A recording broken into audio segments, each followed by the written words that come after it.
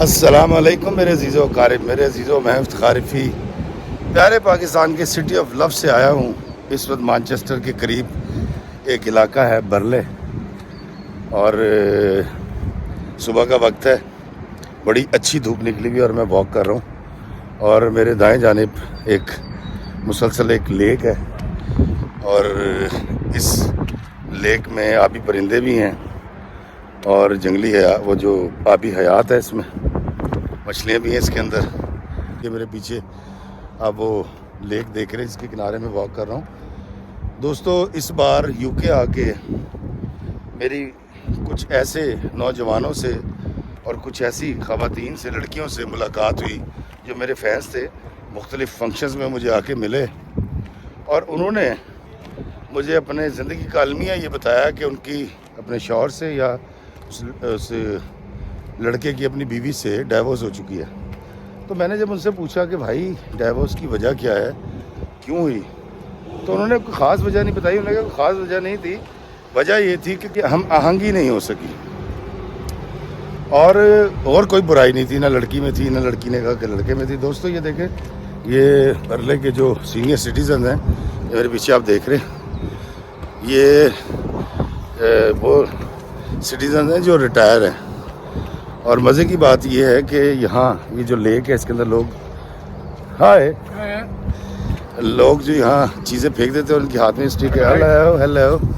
یہ جو stuck in کے ہاتھ میں آپ دیکھ رہے ہیں، اس اسٹک سے یہ اس لیک میں سے صفائی کر رہے ہیں۔ اور یہ سینئر سٹیزن ہیں۔ جب میری ابھی جاتے ہوئے ان سے بات ہوئی تھی، تو میں نے ان سے پوچھا کہ آپ کیا کونسل کے ملازم ہیں، تو انہوں نے کہا نہیں، ہم ریٹائرڈ ہیں، اور اگر کچھ جوان بھی ہوں ان کے ساتھ تو وہ رضاکارانہ طور پر یہاں آتے ہیں۔ وہ دیکھیں پیچھے، اور وہ اس لیک میں سے وہ ایک سٹک ہوتی ہے جس میں ایک کینچی سی بنی ہوتی ہے، اور اس سے وہ جو لوگ غلطی سے گند پھینک دیتے ہیں یا آلودہ کرتے ہیں اس لیک کو، وہ اس کی صفائی کرتے ہیں۔ تو ایک بیچ میں گفتگو کے یہ آ گیا، تو میں نے کہا میں آپ کو دکھا دوں۔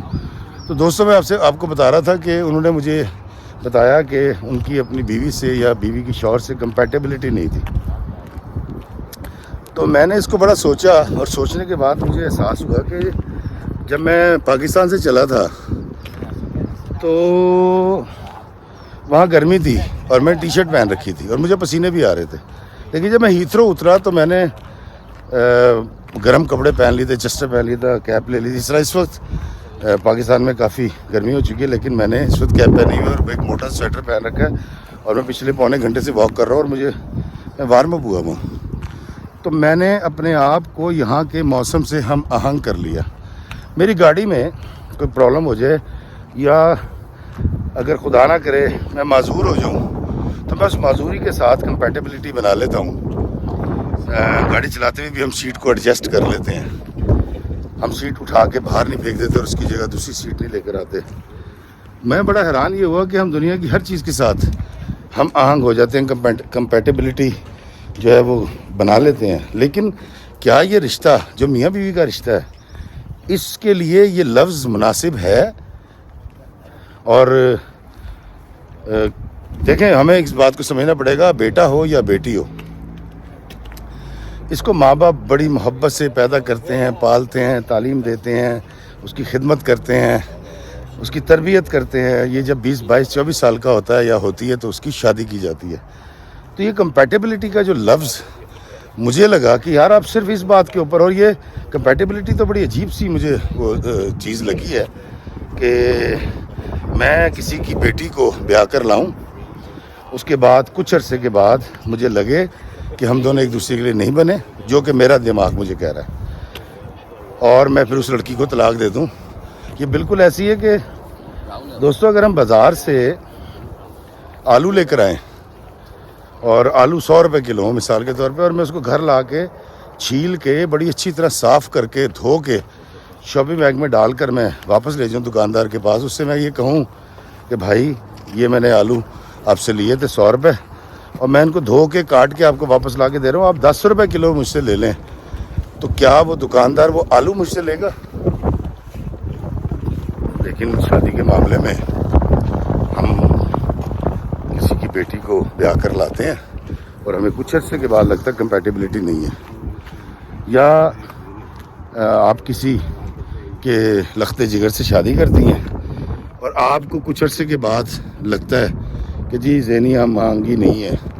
تو بجائے اس کے کہ قبولیت پیدا کریں، اور کمپیٹیبلٹی اگر نہیں ہے تو اس کو بنائیں۔ ہم ایک دم سے جو راستہ اختیار کرتے ہیں ڈیوورس کا، وہ بڑا خطرناک ہوتا ہے، دو گھروں کے لیے، دو خاندانوں کے لیے، اور پھر اس کے بعد جو سوسائٹی میں دباؤ ہوتا ہے وہ بڑا بھیانک اور بہت زیادہ ہوتا ہے۔ تو آج میں ویسے تو یو کے میں آ کے آپ کو صرف یہاں کی سیر ہی کرا رہا تھا، لیکن آج پتہ نہیں کیوں میرے ذہن میں ہے کہ ہم تھوڑی سی برداشت بڑھا لیں اور قبولیت پیدا کر لیں۔ جس طرح ہم کٹی ہوئی ٹانگ کے ساتھ جی لیتے ہیں، جس طرح ہم ایک سرد موسم کے ساتھ جی لیتے ہیں، جس طرح ہم ایک گاڑی کے خراب دروازے کے ساتھ اس لیے جی لیتے ہیں کیونکہ ہمارے پاس گاڑی کا دروازہ ٹھیک کرانے کے پیسے نہیں ہوتے۔ یار ہم تو دو انسان ہیں۔ تو یہ ساری چیزیں، ساری گفتگو اگر آپ شادی سے پہلے کریں اور سوچ سمجھ کے شادی، میں یہ نہیں کہتا کہ طلاق نہیں ہونی چاہیے، بالکل بہت سارے نامساعد حالات ہوتے ہیں جن میں مرد نشہ کر سکتا ہے،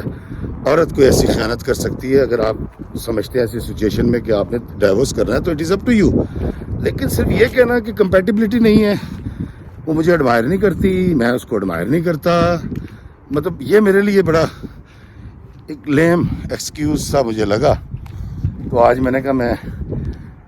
مانچسٹر کے پاس ایک علاقہ ہے برلے، وہاں اس وقت واک کر رہا ہوں، اور میرے پیچھے آپ لیک دیکھ رہے ہیں دور تک، بڑی خوبصورت۔ تو دوستوں، میں ان دوستوں سے، ان بہنوں سے، ان بھائیوں سے دستبستہ گزارش کروں گا کہ ہم دنیا کی ہر چیز کے ساتھ ایڈجسٹمنٹ کر لیتے ہیں، کمپیٹیبلٹی بنا لیتے ہیں، جگاڑ لگا لیتے ہیں۔ تو یار زندگی کے اندر اگر آپ کو یہ لگ رہا ہے کہ آپ اس کے لیے نہیں بنے، اس سیدھے سادے کے لیے، تو تھوڑی سی قبولیت، تھوڑی سی برداشت پیدا کر لیں تو اس میں کیا ہے۔ اور اگر آپ کوشش یہ کریں کہ یہ سارے معاملات جو آپ نے دیکھنے ہیں وہ اگر آپ شادی سے پہلے دیکھیں، اس خاندان سے ملیں، اور آپ تو مطلب بات بھی کر سکتے ہیں اس لڑکی یا اس لڑکے سے، ان کے مابین گفتگو بھی ہو جائے، وہ ایک دوسرے کو دیکھ بھی لیں تو یہ زیادہ بہتر ہوگا۔ اور میں تو دعا کروں گا اللہ تعالیٰ ہر بیٹی کا گھر بستہ رکھے، ہر بیٹے کا گھر آباد رہے، کیونکہ آپ لوگ اپنے بیٹی ہو یا بیٹا بڑے نازوں، بڑی محبت اور بڑے خلوص کے ساتھ بچوں کو پالتے ہیں، اور اللہ تعالیٰ تمام بیٹیوں کو، تمام بیٹوں کو ہنستا بستا رکھے، آمین۔ اللہ میں آسانیت فرمائے اور آسانیت تقسیم کرنے کا شرف عطا فرمائے، آمین۔ السلام علیکم ورحمۃ اللہ وبرکاتہ۔